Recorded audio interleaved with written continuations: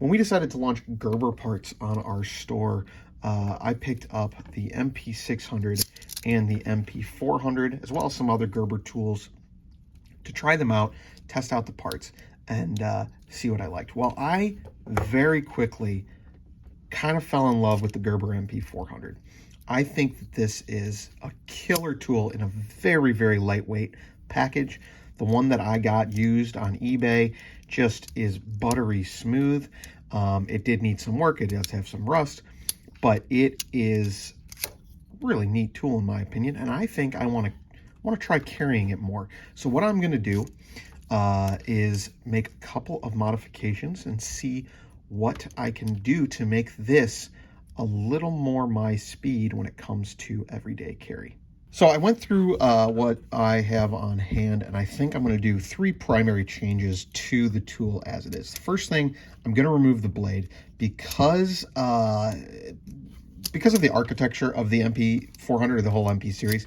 You have to open the pliers, open the tool, pull the blade out, close the tool, close the pliers before you can get access to the blade. I view this as a utility piece in addition to a everyday carry pocket knife. So my Benchmade is always going to come out before this does for the knife. So I'm going to remove the knife entirely. I'm going to replace it with a pair of scissors, which I find very useful. Use them on zip ties all the time and all over the place, really. But I'm going to swap those out for the scissors. I'm then going to move this medium driver bottle opener to the other handle and add in the awl from a Gerber Truss. I don't know, a lot of people don't know this potentially, but all of the tools from the Gerber Truss and suspension series are compatible with the Gerber MP series. And in addition to the larger MP600 tools being compatible with the MP400, this is a really great platform to mod, and it's something I really like about it. And then finally, probably what I think should be one of the most popular mods on Gerber tools is taking the large flat screwdriver from the Truss, which has the built-in wire cutter, and swapping out the large screwdriver for the MP400. They are comparable in size, the Truss being just a little bit wider, but you also get the added reach and that built-in wire stripper, which you don't really have on the MP400. So I think those 3 mods are going to make this a much more capable tool, and a tool that's more well suited for my needs. Hopefully we'll also get rid of the can opener, because I hate can openers. There's no point in having a can opener on these tools anymore. And in fact, if you're interested in can openers, hit me up, because I have got more can openers than I know what to do with. I have a lot of can openers. So starting with the blade side, I'm going to remove the screw. Remember, this is a used tool, so it's going to be, it can be a little gunky, it might be a little jammed up. In this case, it's completely jammed up for some reason, and I can no longer move the plow. It's because I see what's happening. There we go. I was just closing those pliers so that they don't bounce around on me while I'm doing it. Using one of our 4-lobe parsing wrenches, available at multipartsstore.com.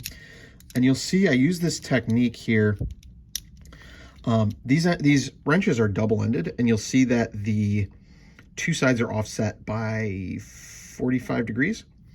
What that allows me to do is turn the wrench and then slide it back this way instead of going back to that same side, and re-engage the wrench there.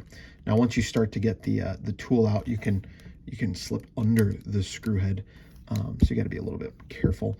But also, once you've gotten it out that high, you're no longer interfered with by the locking mechanism, and you can spin the wrench freely until the screw is released. Now, I'm looking through camera, so everything's a little bit klutzy here. What we'll do, we'll slide those pliers back out, and grab a brass punch and get the pivot out. And I'm going to swap back to another brass punch because if I switch those back and forth like that, now I can get to the tools I want to remove without removing everything.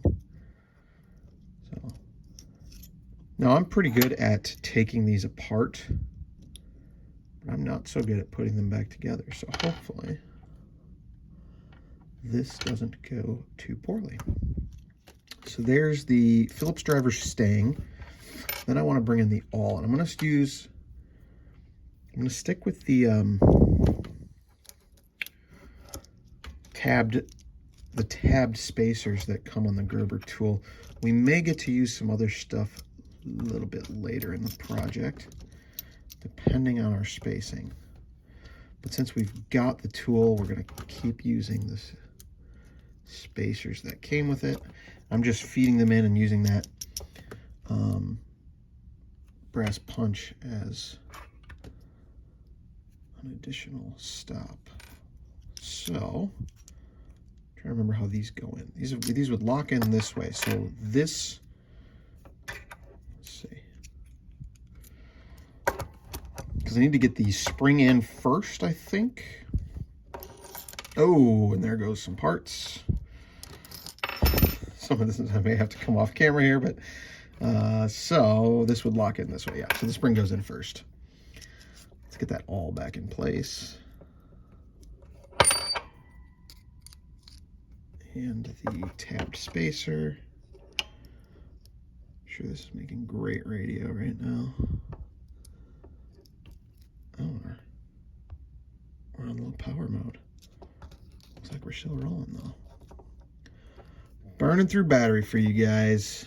All right, I'm gonna slip that in. Okay, now everything's in place except for the scissors.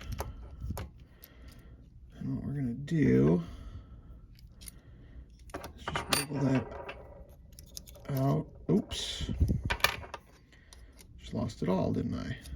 All right, we're gonna come off camera while I get all of these situated and into place.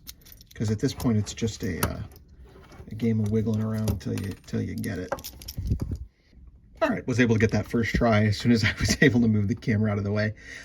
What you're going to see here, though, is we do have, it is admittedly difficult to see, but we do have some space between the scissors and the frame. We got a little bit more wiggle room than I would like.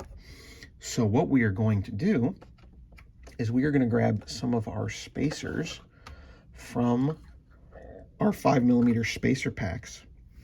And that's actually our 3.5mm spacer pack, if I'm not mistaken. But we're going to grab some of our spacers and we'll put them in there to fill in that gap. Okay, took a bit of finagling, but I did get that side closed back up. I find that if you close the tool, you got to make sure the tabbed spacers are in, and then pull the lock down. That will let the lock bar seat itself a little better. So this is the side we modified so far. You can see everything works perfectly fine. There's that awl, which is a tool that's not available on the MP400 or MP600, if I'm not mistaken. Maybe it is. Let me look. I don't see it. Don't think it is. And then the scissor is also there. So that'll get that tool sorted, or that side sorted. For the other side, I think all I'm going to do is, let's put these in order. I'm going to swap out the can opener for the medium flathead, and I'll swap out the large flathead, like I said earlier, for the large flathead. And I might shift the order around so that it makes sense. I might go small, medium, large, and then the file. So we'll probably do that off camera. It's just the same process as over here. And when we get that done, we will touch base. And there goes the other side now all done, which it actually works out really quite well. There's your small, then your medium, and finally your large flat drivers, and then your file, which I consider that to be kind of a jumbo flat driver on the end. So this whole handle is flat drivers, as well as your file, your wire stripper, and bottle cap lifter. and that'll lock into place. Everything works nice and smooth. I ended up doing 2 little shim washers over here, 2 of our 0.1 millimeter thick shim washers. And then on the other side, I forgot to mention, I did end up going with a 0.5 millimeter shim washer. And if you buy these from our site, you want the 5 millimeter fits most tools, the 3.5 millimeter fits the free series, as well as the arc. And you'll get a pack with, I think, 12 of them in different thicknesses. So you can mix and match to fill any gaps like I did in this case. And all that does is keeps the tools nice and tidy, prevents any sort of wiggle. The wiggle's all up here because this is a Gerber. There's no wiggle in the tools, but they still close nicely. They have a nice, a little bit of friction, but not too much. And that's the same on both sides because we're able to customize it using our shim washer kits. So if you are interested in doing something like this, you can check out all of the parts except for the MP400, which I started with, but all of the parts we used are available at multipartsstore.com. This was, I mean, it probably took me maybe 25 minutes to do this mod, and everything works really smooth. I'm going to probably carry this around and test it out for a day and see how everything works, and hope you found it interesting and inspiring. And if you have any questions, please feel free to reach out to me. My email is Zach, Z-A-C-H, at multipartsstore.com. And you can find out more on our website, multipartsstore.com. Thanks for watching.